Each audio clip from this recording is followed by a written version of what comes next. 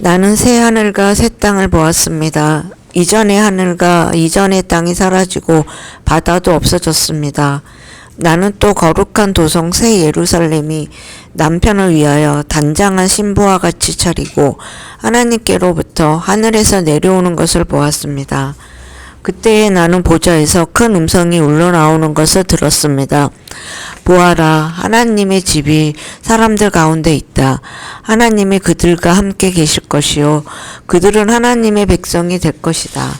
하나님이 친히 그들과 함께 계시고 그들의 눈에서 모든 눈물을 닦아주실 것이니 다시는 죽음이 없고 슬픔도 울부짖음도 고통도 없을 것이다.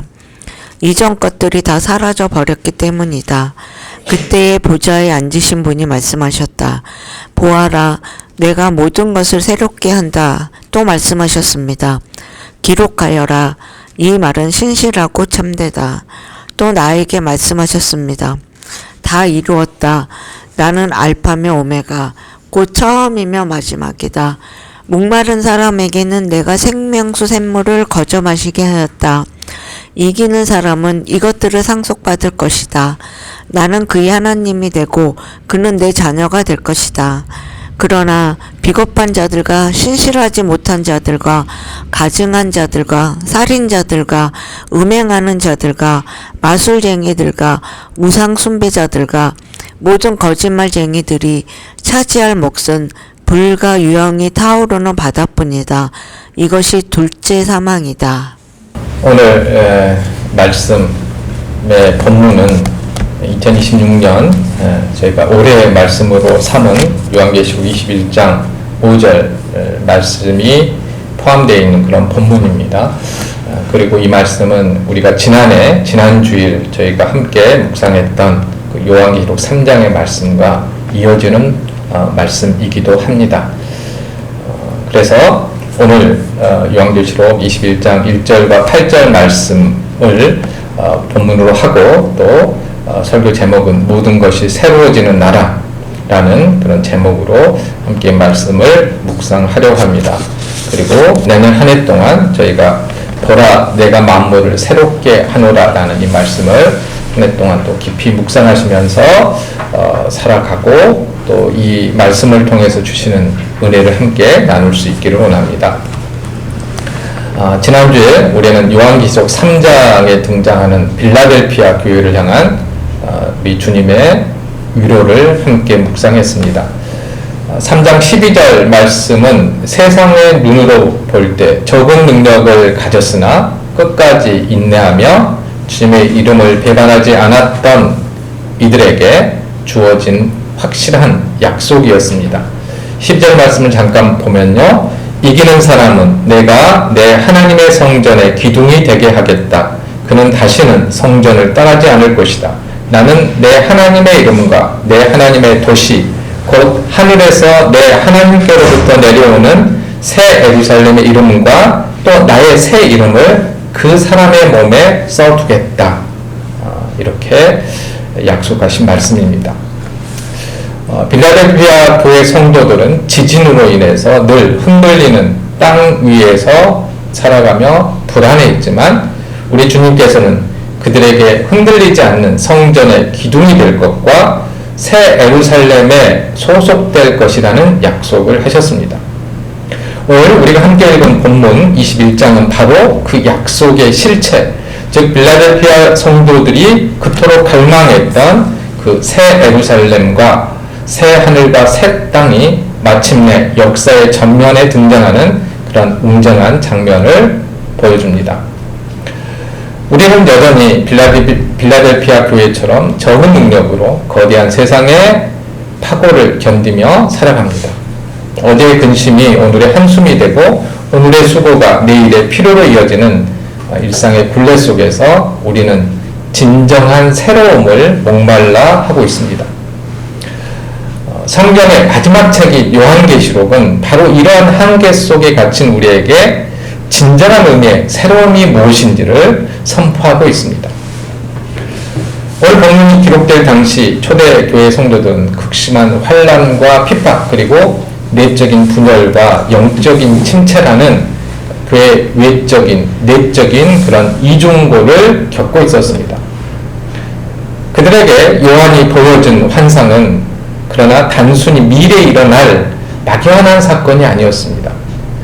그것은 현재 고난을 이겨낼 수 있게 하는 강력한 소망의 실체였습니다. 오늘 우리는 요한계시록 21장 1절에서부터 8절 말씀을 함께 묵상하며 하나님께서 준비하신 그 완벽한 새하늘과 새 땅, 그리고 우리가 마침내 도달하게 될 그 끝에 우리의 삶이 어떻게 변할 것인지 그것을 함께 나누고자 합니다. 요한계시록을 설교하려고 할 때마다 어려움에 봉착합니다. 인간의 오감과 증거를 중시하는 현대인들에게 오늘 본문 말씀이 전해주는 새하늘과 새 땅과 같은 보이지 않는 소망을 전달해야 된다는 것, 그것은 굉장히 도전적인 과제입니다. 저도 직접 경험하지 못했고 우리 가운데 누구도 경험하지 못한 것을 실제로 있는 사실로서 전해야 되기 때문입니다. 사람들은 당장 눈으로 보고 확인해야만 존재한다고 믿고 있지요. 하지만 우리는 경험상 당장 확인할 수 없다고 해서 존재하지 않는다라고 말을 할 수가 없습니다. 예를 들어서 어떤 결핍이 있을 때 뭔가가 채워지기를 강하게 원하는 게 있다면 그것은 존재한다라고 말할 수 있습니다. 예를 들어서 물에 대해서 물을 모르는, 그리고 물을 한 번도 본 적이 없는 어떤 사람이 갈증을 느낀다면 그것은 물이 존재한다라는 내적인 증거가 될 수 있다라는 것이죠. 이 세상 어디에서도 완전한 평화나 영원한 사랑, 죽음과 슬픔이 없는 곳은 없습니다. 하지만 사람들은 이것을 당연한 것으로 받아들이지 못하고 평생 평화와 사랑과 평안을 찾아 헤맵니다. 뭔가 갈급한다라는 것이죠. 요한계시록 21장은 모든 것이 새롭게 되는 새 하늘과 새 땅에 대해서 말하고 있습니다. 그러니까 지금은 확인이 안 되는데 많은 사람들이 갈망하고 있는 그 무엇, 그것에 대해서 이야기하고 있다는 것입니다.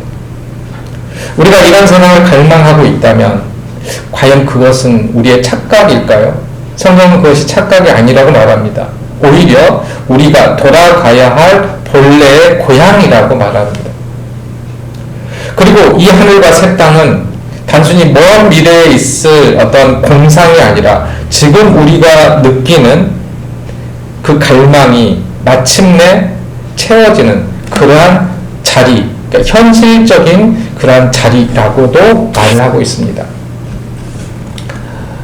사도 요한은 본문 1절에서 새 하늘과 새 땅을 목격합니다. 여기에서 우리가 주목해야 될 단어가 새롭다라는 단어인데요. 헬라어에서 새롭다라는 단어가 두 가지가 있습니다. 하나는 본문에서 사용된 카이노스라는 단어이고요. 또 하나는 네오스라는 단어입니다. 그 뉴라는 단어가 여기서 이제 나왔고요. 네오스는 시간의 흐름 속에서 방금 만들어진 최신의 것을 의미합니다. 그러니까 새롭다라는 것은 최신의 것이다, 이런 의미가 있고요. 그러나 오늘 본문에서 사용된 카이노스라는 이 단어는 본질과 성질에 있어서 이전 것과는 완전히 다른 어떤 질적인 변화를 의미합니다. 새롭게 변화됐다, 이렇게 사용될 때 이 새롭다라는 의미가 있습니다. 즉 하나님이 약속하신 새 하늘과 새 땅은 낡은 것을 조금 수선한 그런 수준이 아니라 죄와 사망의 법이 지배하던 옛 질서가 완전히 사라지고 하나님의 영광이 온 우주를 새롭게 빚어낸 그런 영원한 나라를 뜻합니다. 그러니까 질적으로 완전히 다른 나라를 뜻한다는 것이죠.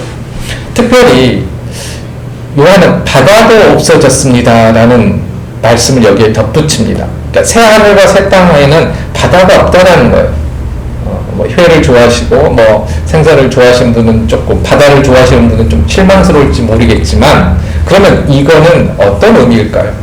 현대인들에게 바다는 낭만과 휴양의 장소일지 모르지만 고대 이스라엘 사람들에게 특별히 요한계시록의 문맥에서는 바다는 매우 부정적인 상징을 나타내고 있습니다.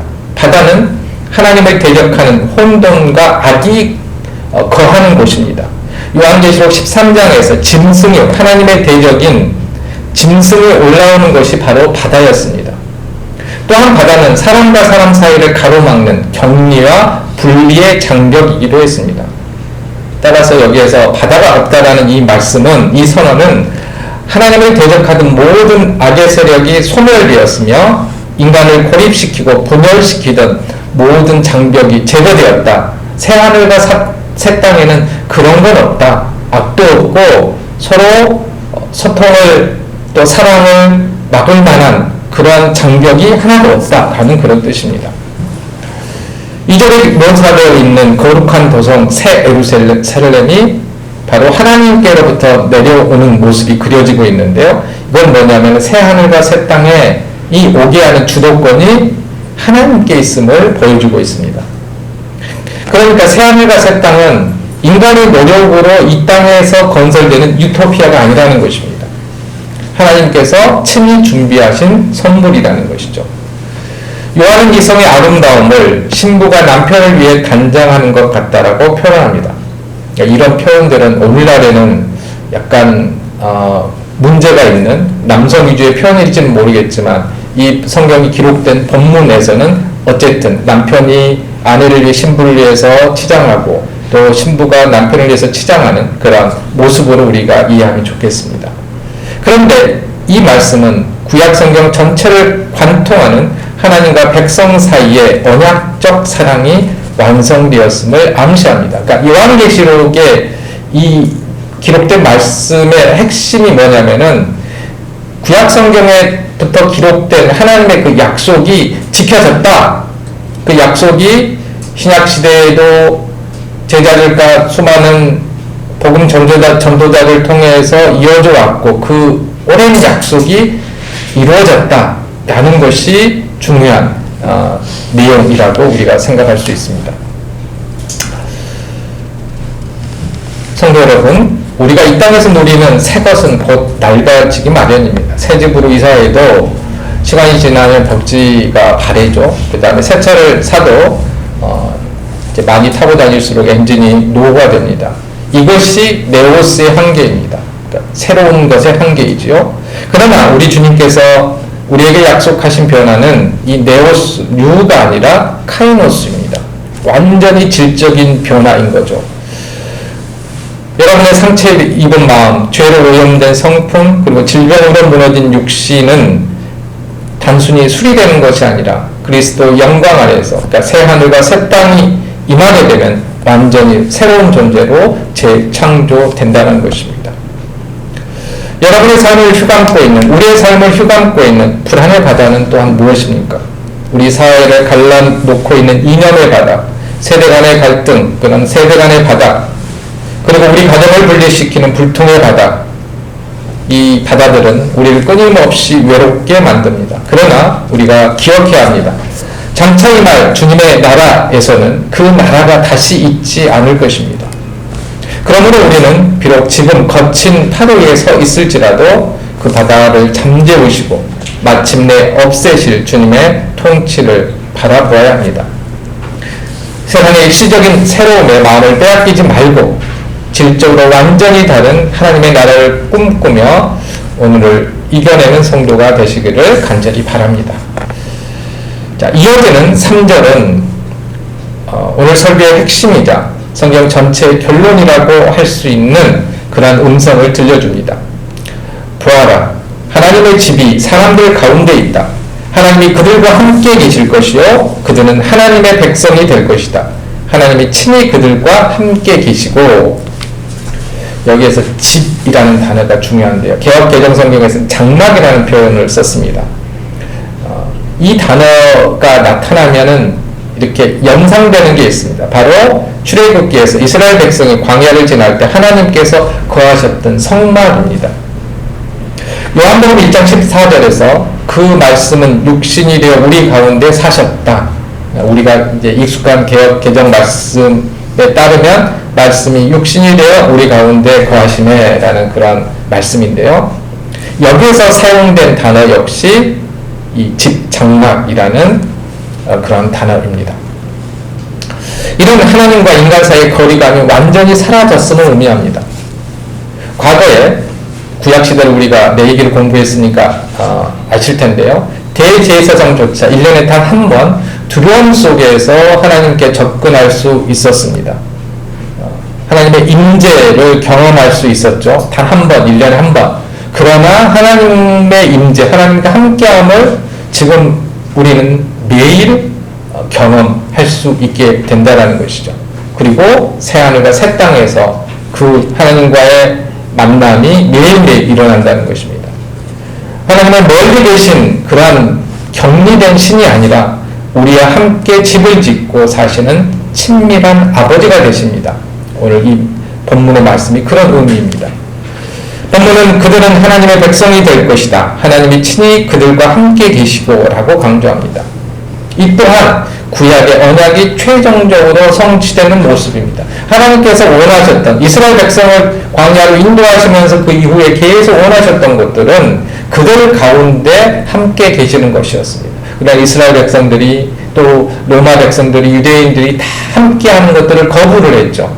근데 그 거부된 것들이 그 시간들이 지나고 결국에는 하나님께서 최종적으로 함께 하시는다라는 그 약속이 성취된 모습입니다. 이렇게 완벽한 임재의 결과가 4절에 나타납니다. 그래서 하나님께서 함께 하시면 어떤 일이 일어나느냐 구체적으로 이야기를 하고 있습니다. 그들의 눈에서 모든 눈물을 닦아주실 것이니. 이 구절은 하나님께서 인격적인 분이시라는 사실을 알려줍니다. 하나님은 거룩한 천국이라는 거대한 시스템을 가동해서 슬픔을 제거하는 것이 아니라 마치 어머니가 아이의 뺨에 흐르는 눈물을 손가락으로 닦아주듯이 성도 한 사람 한 사람이 겪었던 고통의 흔적을 직접 어루만지십니다. 그리고 다시는 죽음이 없고 슬픔도 울부짖음도 고통도 없을 것이다. 이전 것들이 다 사라져버렸기 때문이다 라고 말씀하십니다. 이 말씀으로 창세기 3장에서 시작된 인류의 모든 저주가 이제 역전되었음을 선언하십니다. 이전 것들, 즉 우리를 짓누르던 타락의 결과물들이 영원히 지나갔다라는 그런 말씀입니다. 사랑하는 성도 여러분, 신앙생활을 하면서 우리가 가장 감당하기 힘든 순간이 언제입니까? 하나님께서 나를 잊으신 건 아닌가라고 영적인 고립감을 느낄 때가 아닌가 생각됩니다. 지난주 우리가 함께 묵상했던 빌라델피아 교회처럼 신앙을 지키기 위해 세상에서 배척당하고 소외될 때 우리는 눈물을 흘립니다. 그러나 오늘 본 말씀은 약속합니다. 주님은 우리의 눈물을 알고 계시며 장차 그 눈물을 친히 닦아주실 것입니다. 여러분의 일터에서 흘리는 정직한 땀방울 뒤의 눈물, 또 가족의 구원을 위해서 흘리는 눈물, 질병의 고통 속에서 밤잠을 설치며 흘리는 눈물을 주님은 생명수 샘가에서 모두 닦아주실 것입니다. 천국은 단순히 황금길을 걷는 곳이 아니라 나를 가장 잘 아시는 주님과 얼굴을 맞대고 그분의 따스한 손길을 경험하는 곳입니다. 오늘의 삶의 무게가 너무 무거워 눈물이 멈추지 않는다면 여러분 곁에 이미 장막을 치시고 함께 울고 계시는 성령 하나님의 위로를 우리는 신뢰해야 합니다. 이전 것들이 다 지나가고 영원한 기쁨이 임할 그날이 머지 않았습니다. 자, 이어지는 5절에서는 요한은 보좌에 앉으신 분의 직접적인 음성을 듣습니다. 계시록에서 하나님 혹은 예수 그리스도께서 직접 말하시는 분으로 등장하는 것은 매우 이례적입니다. 이 직접 등장하신다는 것은 지금 이 하시는 말씀이 절대로 변경될 수 없는 확실한 약속이라는 것을 의미합니다. 보아라, 내가 모든 것을 새롭게 한다. 이 말씀은 현재 진행형입니다. 그러니까 헬라어에서 중요한 것은 완료되었느냐, 진행형이냐 이게 굉장히 중요한데 표현에 있어서 뭐 과거냐 현재냐 미래냐 이게 중요한 게 아니고 이미 되어졌느냐 지금 진행되고 있느냐 이 구분이 굉장히 중요합니다. 그러니까 이 말씀은 만물을 새롭게 하는 사역을 하나님께서는 마지막에 완료시키는 게 아니라 지금도 계속해서 과거부터 일하고 계시는 분이라는 것입니다. 지금도 역사의 보좌 위에서 만물을 새롭게 하시고 계신다는 것입니다. 다 이루었다라는 이어지는 이 선언은 이것은 이제 완료형이에요. 다 이루었다. 근데 이 말씀하신 게 벌써 2000년 전이시잖아요. 이루었다. 그럼 이 말씀은 어떤 의미일까요? 이미 미래가 확정되었다는 것입니다. 행위는 이미 끝났고 이룬 행위는 이미 끝났는데 그 결과는 미래에 확인될 수 있다는 것이죠. 우리는 어떤 행위가 하나님의 행위가 아직 끝나지 않아서 뭔가 변경의 여지가 있다라고 생각을 하는데 그게 아니라는 것입니다. 그러니까 십자가의 죽으심으로 이루신 구원의 역사 이것은 끝났다는 것입니다. 하나님의 약속, 우리를 하나 예수 그리스도를 믿으면 우리를 구원하시겠다고 하시는 그 약속, 새 하늘과 새 땅이 임하겠다는 이 약속은 이미 끝났다는 것입니다. 그 결정은 이루어지는 것은 우리의 시점에서 보면은 미래라는 것이죠. 하나님은 스스로의 알파와 오메가, 그러니까 처음과 마지막이라고 자신을 소개하십니다. 이것은 시작하시는 분이 끝내실 권세가 있음을 보여줍니다. 이 영광에 참여할 사람들은 누구일까요? 여기에서는 두 부류를 말합니다. 목마른 자입니다. 첫 번째로. 하나님은 그들에게 생명수 생물을 값없이 주십니다. 선물로 주신다는 거예요. 이런 자신의 영적 갈급함을 인정하고 하나님의 은혜만을 구하는 사람들입니다. 하나님을 갈망하는 사람들이라는 것이죠. 그러니까 이게 굉장히 쉬운 것 같은데 구원에 이르는 것이 정말 어렵기도 합니다. 왜냐하면 아쉽지 않은 사람들이 참 많아지는 것 같아요. 하나님이 아쉽지 않는, 그게 경제적인 것이든 아니면 자신의 이성적인 지식으로 내린 결정이든, 근데 하나님께서 이 새하늘과 새 땅에 들어올 수 있는 사람으로, 선물을 받을 수 있는 사람으로 첫 번째가 목마른 자입니다. 두 번째는 이기는 자입니다. 이들은 모든 것을 유업을 받으며 하나님의 아들이 되는 권세를 누리게 됩니다. 끝까지 견디는 사람들이죠. 반면 8절은 엄중한 경고를 담고 있습니다. 믿음을 저버린 자들의 목록이 나열되어 있습니다. 그 첫 번째 자리가 비겁한 자들입니다. 개역 개정에서는 두려워하는 자들이라고 되어 있습니다. 여기서 두려워하는 자는 단순히 겁이 많은 성격의 소유자를 말하는 것이 아닙니다. 이 사람들은 환난과 핍박이 두려워 주님을 부인하고 세상과 타협한 사람들을 의미합니다. 이어지는 신실하지 못한 자, 가증한 자, 살인자, 음행하는 자, 우상 숭배자 등은 불과 유황으로 타는 못, 즉 둘째 사망에 이르게 됩니다. 육체적 사망이 첫 번째 사망이고 완전한 죽음의 세계로 가는 것, 판단되는 게 그게 둘째 사망이라고 말하고 있습니다. 이것은 구원이 단순히 입술의 고백이 아니라 삶의 끝까지 이어지는 인내와 충성을 통해 증명되어야 함을 강하게 보여주고 있습니다. 성도 여러분, 우리는 오늘 보좌에 대해서 들려오는 하나님의 음성에 귀를 기울여야 합니다. 다 이루었다라는 선언은 우리의 승리가 우리의 실력에 달린 것이 아니라 알파와 오메가 되신 하나님의 신실하심에 달려 있음을 보증합니다. 그러므로 우리는 세상의 위협 앞에서 비겁한 자, 그러니까 두려워하는 자가 되어서는 안 됩니다. 오늘날 사단은 우리에게 신체적인 박해 대신 교묘한 두려움을 심어줍니다. 이렇게 밀었다가는 뒤처질지 모른다. 말씀대로 살면 오히려 손해본다. 하나님의 말씀 가운데 우리에게 이성을 주셨으니까 스스로 지킬 말씀과 그러지 않을 시대에 뒤떨어진 말씀을 구분해서 옳다고 생각하는 말씀만 지키면 된다. 이런 생각들이 우리를 잠식을 합니다. 그러나 기억해야 합니다. 이기는 자에게 주어진 유업은 세상이 주는 유익과 비교할 수 없습니다. 우리는 하나님의 아들과 딸들입니다. 왕의 자녀라는 신분을 잊어서는 안 됩니다. 세상의 헛된 욕망에 목말라 하는 삶을 멈추고 오직 주님이 주시는 생명수 샘물에 목말라 하는 성도가 되기를 원합니다. 중요한 건 이겁니다. 승리는 이미 확정되었습니다. 이전에 김동원 목사님께서 하신 표현 중에 아직도 인상적인 표현이 있습니다. 우리는 다 이긴 경기, 녹화 경기를 보고 있는 것 같다.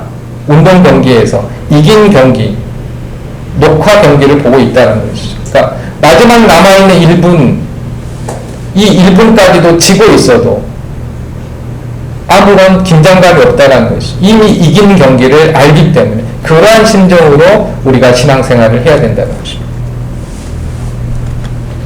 우리는 그 확정된 승리를 오늘 우리의 일상 속에서 인내로 살아내기만 하면 됩니다.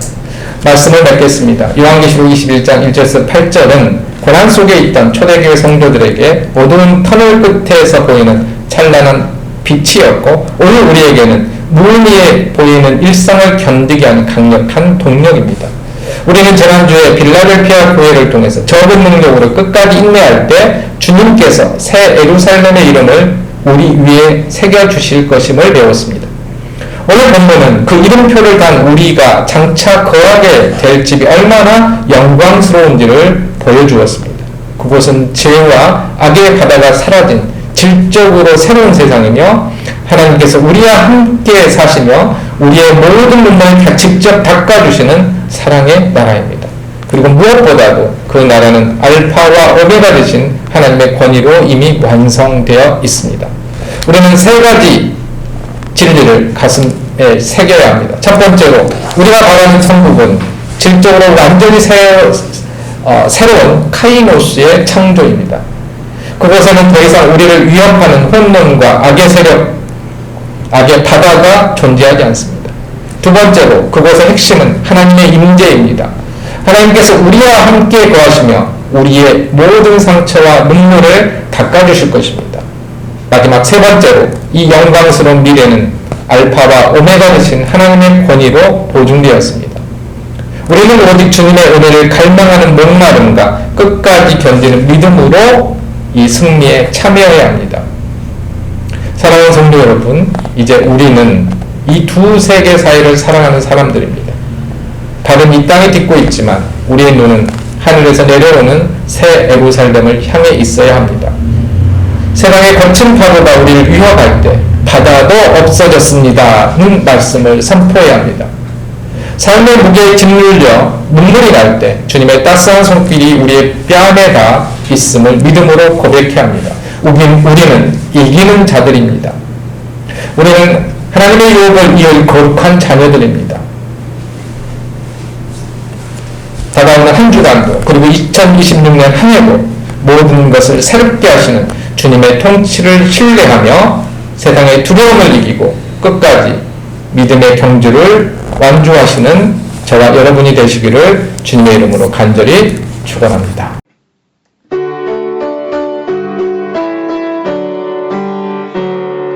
주여 우리 축복하소서 당신의 평안을 주소서